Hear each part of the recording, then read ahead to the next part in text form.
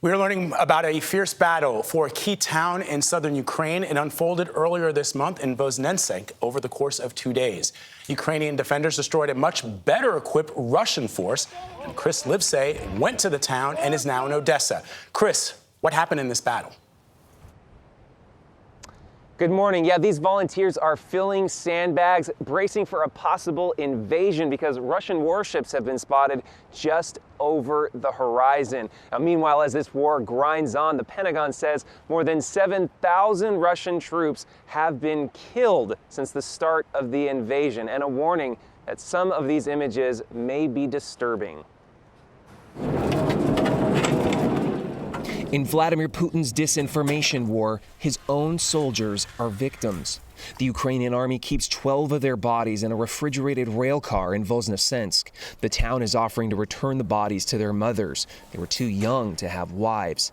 But the Russian military won't even acknowledge they exist, says this scout, codenamed Ghost.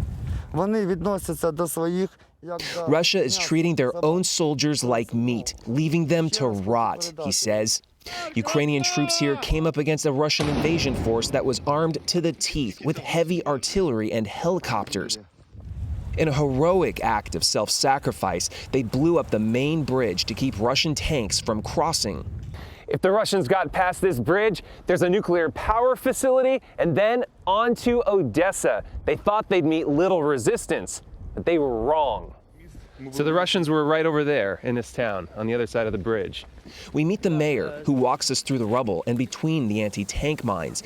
They were advancing with tanks, mortars, lots of armor and artillery, firing chaotically into the city center, striking a kindergarten and near an orphanage, he says. But this is where we stopped them. An astonishing tale of a sleepy country town without heavy weapons of its own who routed a Russian battalion. Even locals like 66-year-old Sushenko Nikolai Semenovich, a retired minesweeper in the Soviet army, pitched in. What did you do when the Russians were attacking? I jumped out and shot with my own rifle, he says. Our commander told me, "Get back in the basement, Grandpa," but my heart simply couldn't handle just sitting there.